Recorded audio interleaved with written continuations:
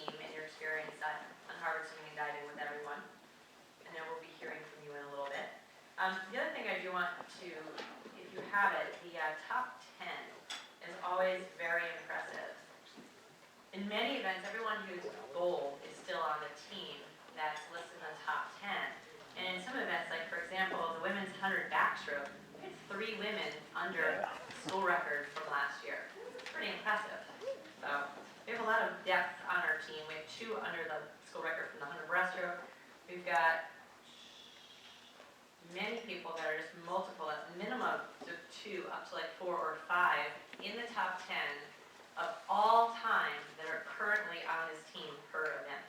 That is pretty impressive. So this team has a bright future ahead of it, and I think it sort of highlights a lot of the successes that we had as individuals had during the course of this year.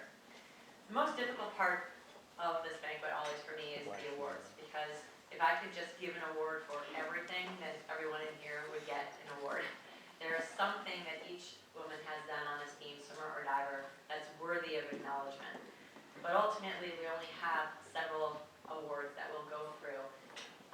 But I just want everyone to know that despite the fact that there are only some people who actually get one of the team named awards, every single person in here contributed in some way.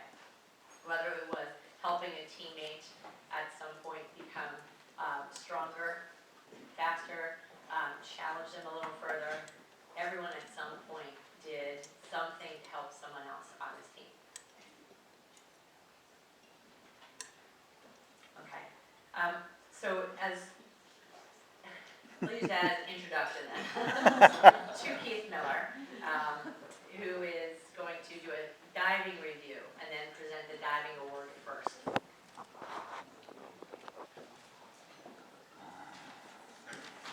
Sorry for rushing back and forth.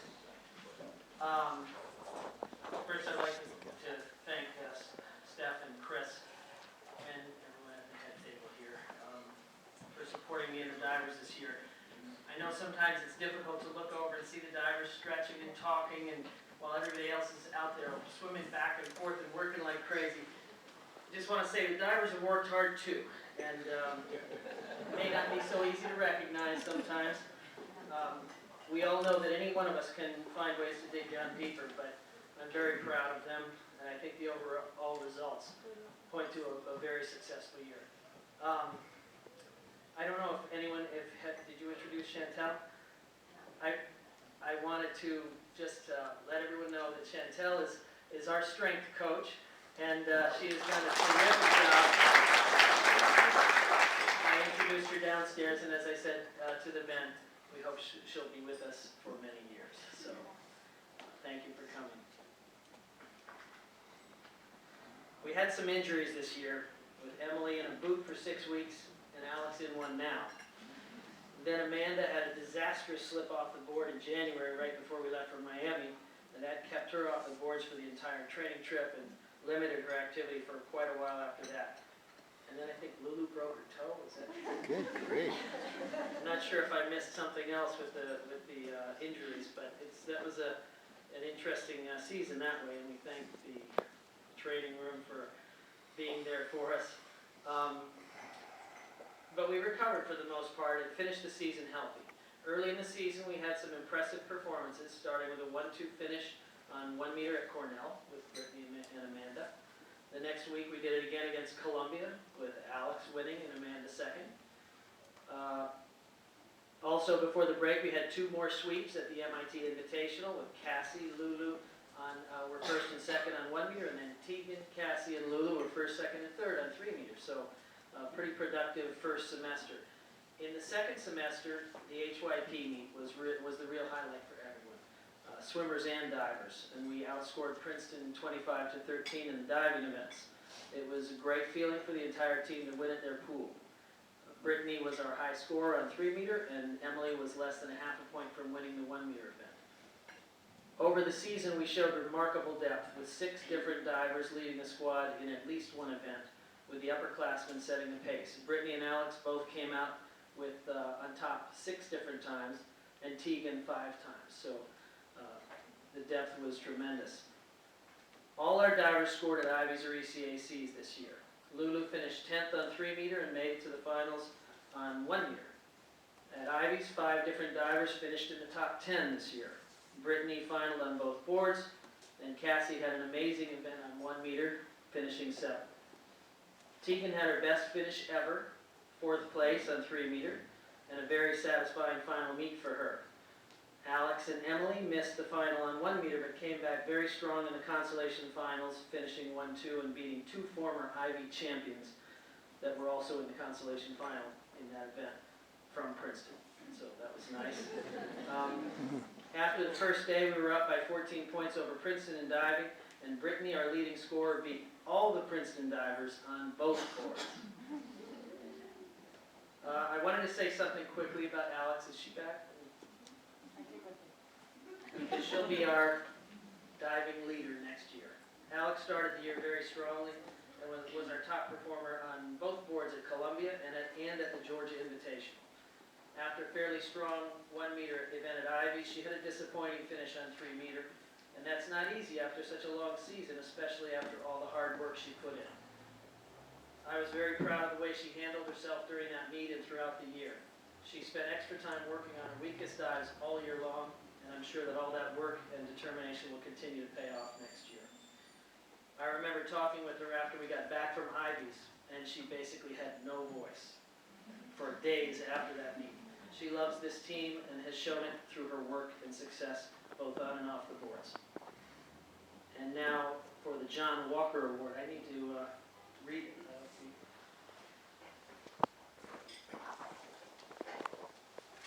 John Walker was my coach for a year, and then I worked with him for 4 years.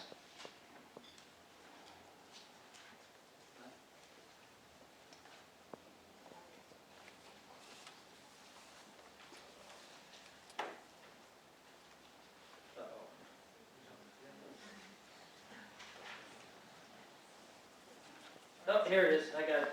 Okay, for the John Walker Award. This is honoring the outstanding diver whose contributions to the Harvard program in attitude, dedication, and performance are modeled after those of Coach John Walker. So, I've already talked about the great depth we've had this year with different divers leading in many different events. Everyone's had their ups and downs, but one diver has led us through the year in many categories. She won individual events against Brown, Cornell, Dartmouth, Penn, and Princeton. This year, she has become the 6th diver to win an Ivy League championship in the last 10 years. I wanted to write some limericks for you guys, but with this confusion over swim school, I kind of ran out of time, but I do have one. So, the Walker recipient rocked her opponents, but this never shocked her. She was confident and cool, the 1 meter she did rule. Here's to Brittany, and we'll soon call her Doctor. Yeah.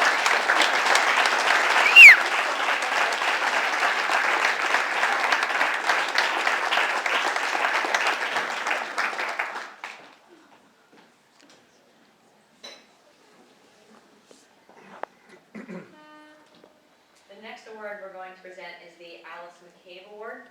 This is honoring the most improved team member whose performances in all areas remind us of the ideals set forth by Coach Alice McCabe. The recipient of this award has always been talented. We've known her potential since she was a freshman. But no matter what the coaching staff says, it takes the individual to want to be great. This year, she decided to be great. Her motivation was high, she smiled often, and her determination was apparent. At HYP, when she stood on the blocks to anchor our 200 medley relay, which was even with Princeton, I think we all knew that we would win. There was no way, especially as a senior, that she was going to let her team down. I cannot think of a more heroic way to end a swimming career. The 2013 recipient of the Alice McCabe Award is Ellie Johnson.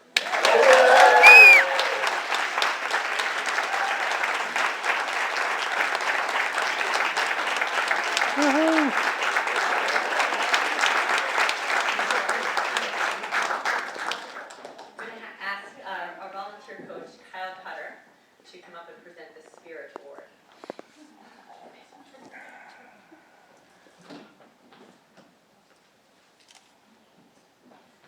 Good afternoon, everybody. Really quickly while I have the mic, I do just want to say say thank you to everyone. One thing was probably already said, but this was a year for me that was pretty special because I think as a lot of the girls know, my younger brother finished swimming, and so I think this senior class is probably one of the few that I've gotten to really know incredibly well in the past 4 years. So I've helped coach for the past 3 with the Harvard team, but I've known you guys for 4, maybe first as the counterparts to my brother's class, but it's been really, really great. I'm really excited to keep in touch with you all, hopefully. You'll still be friends with me. Now that you don't have to anymore. But anyway, I've really, really enjoyed getting to know everyone here. So I'm going to present the Spirit Award. And this award honors the team member whose contributions to the program in spirit, energy, and enthusiasm most emulate that of Coach Maura Costin-Scalise, class of 1980.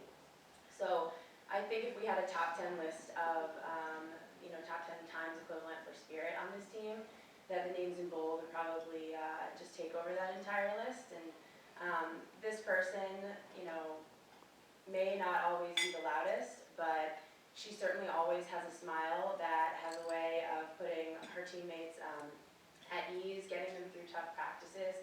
And her spirit and heart are something I think everyone here can really attest to. She's fought through a really pretty terrible injury for the past 3 years, and I don't think everyone knows how much pain she may have experienced because of her great spirit and her ability to motivate others. She operates quietly behind the scenes, perhaps as a Cosmo Queen this year, but from her enthusiasm on deck, I think it's really an easy choice to say, congratulations to Taylor Foster.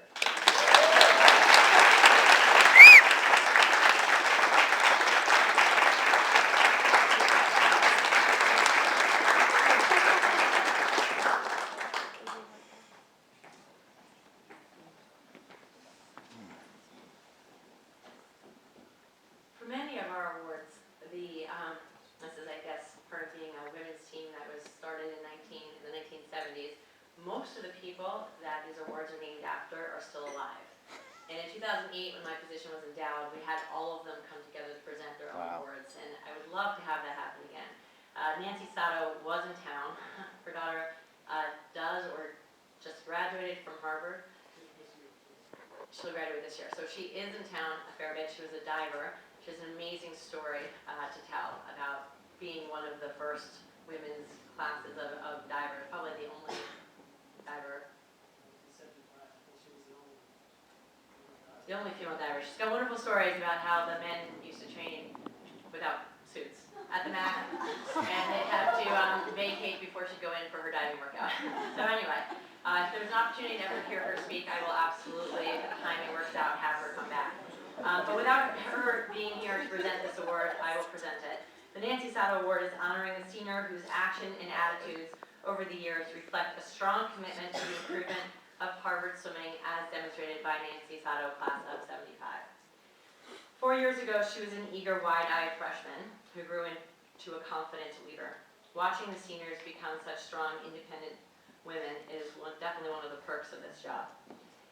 And this individual's dedication and devotion to Harvard swimming and diving, this year especially, both in and out of the pool, and her commitment to make her the perfect recipient. You never know when somebody's a freshman who they're going to sort of evolve into. Everyone sort of becomes leaders, but every once in a while, someone really takes it to another level, surprises you. Maybe their personality was quiet and they ended up being louder than you thought. Maybe you initially recruited them and you thought they were shy, and then you realized they weren't, as with many people on this team. They fool you a little bit, I suppose. But the leadership quality and being able to watch someone really grow and say, this is what I want, stand by their convictions, know how to lead a team, and really step up is an amazing thing to watch. And this year, I really think that Clara Foster really got the job done in and out of the water, and it has been a pleasure watching you, Claire, over the past 4 years, and I think you're very deserving of the Nancy Sato Award.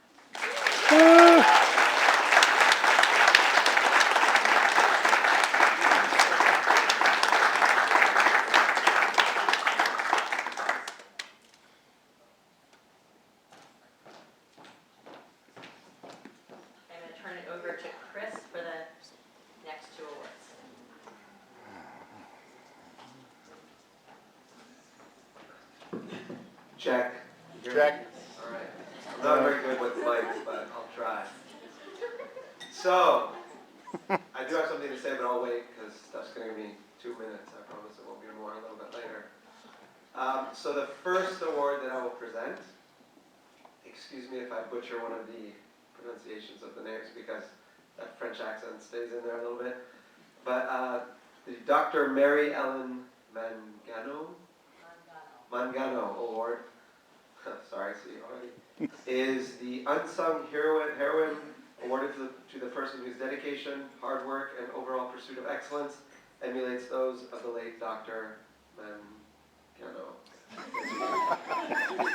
Okay, that being said, so when Steph and I, we talked about this together, this was sort of an easy decision for us. This recipient wants to improve. She's willing to push herself at all times in all strokes, which did pay off for her with a personal best in the 200 IM this year. She rocks the dryland. No thanks to Steph and I, sorry about that, it's a little hard if you guys have ever seen it. She rocks the dryland, has made changes in her turns, and is committed, and still committed to fixing her start. She's the one behind the scenes who quietly gets the job done. It's not always about being the fastest swimmer on the team, it's about the process. And the recipient of this award is in constant pursuit of excellence.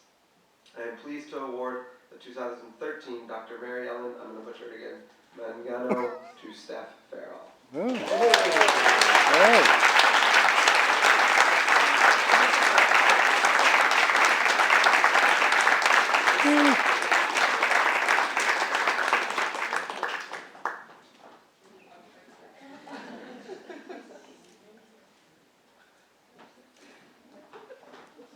Okay, this one's a little easier for me to say. Coach's Award. I can handle that one. All right. So the Coach's Award is honoring the member of the team whose all-around attitude and contributions stand out to the coaching staff. This one, trying to be transparent, but it's a little bit special to me because of who it is. This recipient is always positive. She listens to the constructive feedback and makes changes. She wants to improve, and more importantly, she wants to score points for the team. She is focused, inquisitive, and fun to coach, and significantly improved her breaststroke times this year. Steph and I are excited to present the Coach's Award to Kyle Kruger. Hey, Kyle.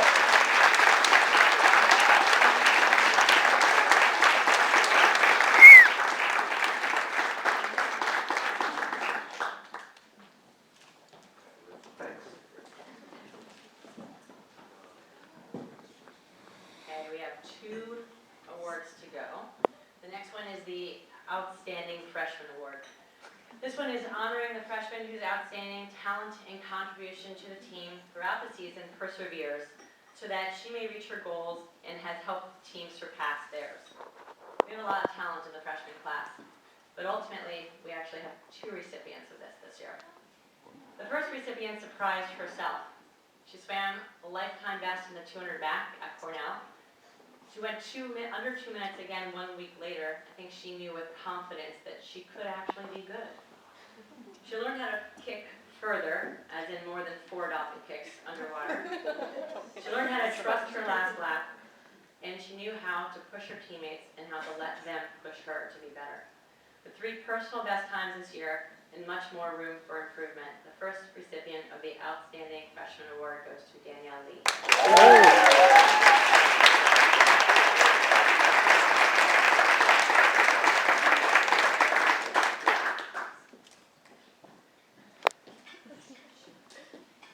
The next recipient came in as already sort of a proven and strong backstroker, but through our flat pack workouts, she pushed herself to be better underwater and fought through many asthmatic attacks. She listens to her coaches. She easily makes changes to her strokes and turns, and you know she wants to improve. As a result, she challenges others around her, and again, like Danielle, she lets them challenge her, she challenges them. It works both ways. With 3 personal best times, 2 Ivy Championship wins, and 4 school records, the second recipient is Kendall Crawford. Hey, Kendall.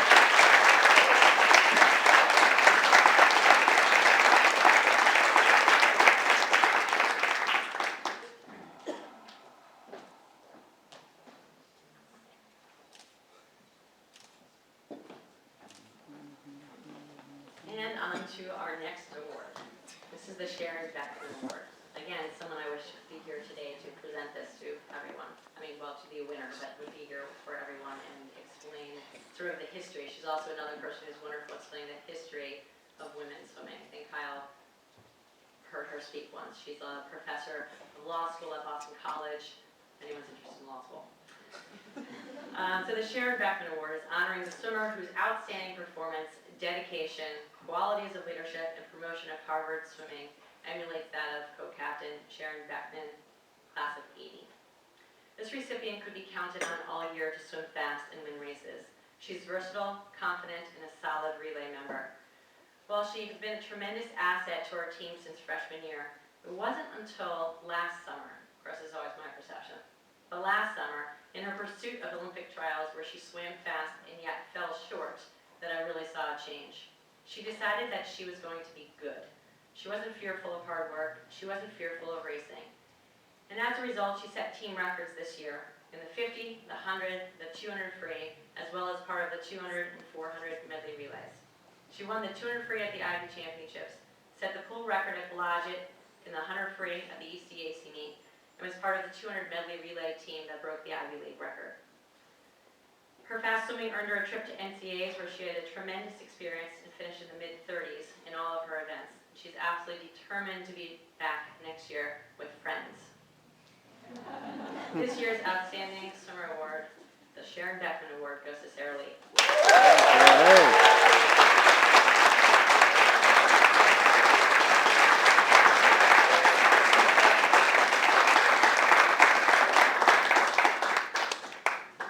Chris had a few words that he wanted to say, so he's going to come and speak now.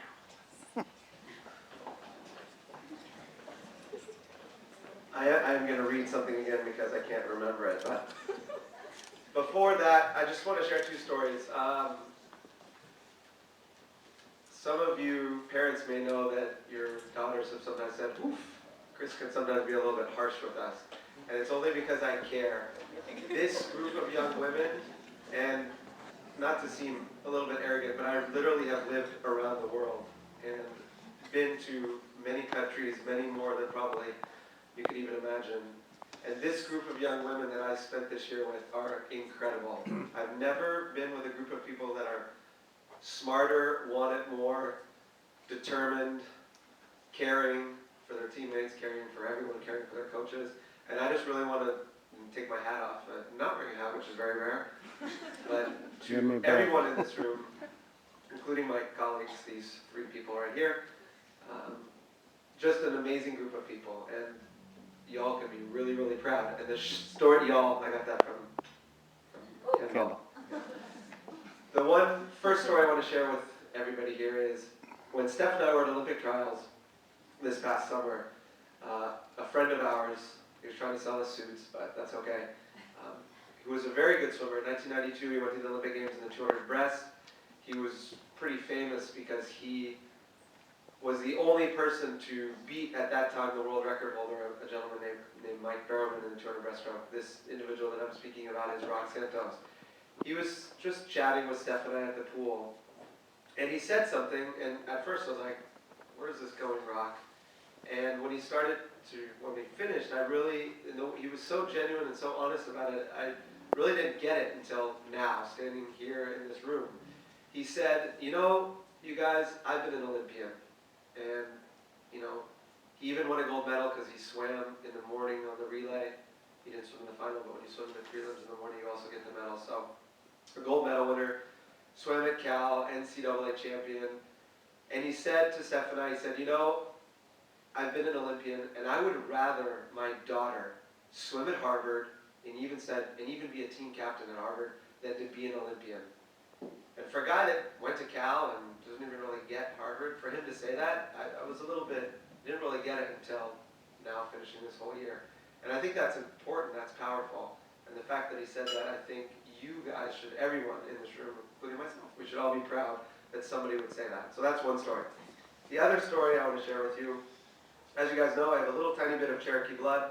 Proud about that. I know my darker complexion doesn't really show, but if I grow my hair long, turns into a mullet, so it doesn't even look like But there's a famous Cherokee parable. It's a grandfather speaking to his grandson. I don't know if you guys have heard this, but I love this, so I want to read it to you. An old Cherokee grandfather is teaching his grandson about life. He says, "A fight is going on inside of me. It's a terrible fight between two wolves. One wolf is evil. He is full of anger, envy, sorrow, regret, greed, arrogance, self-pity, guilt, resentment, inferiority, lies, false pride, superiority, and ego." He then paused. The young boy was scared. He said, "The other wolf is good. He is full of joy, peace, love, hope, serenity, humility, kindness, benevolence, empathy, generosity, truth, compassion, and faith." He said to his grandson, "This same fight is going on inside of you." The young boy turned to his grandfather and said, "But grandfather, which of the wolves will win?" He turned to his grandson and said, "The one you feed." So ladies, feed the wolf. The legs feed the wolf, right? Thank you.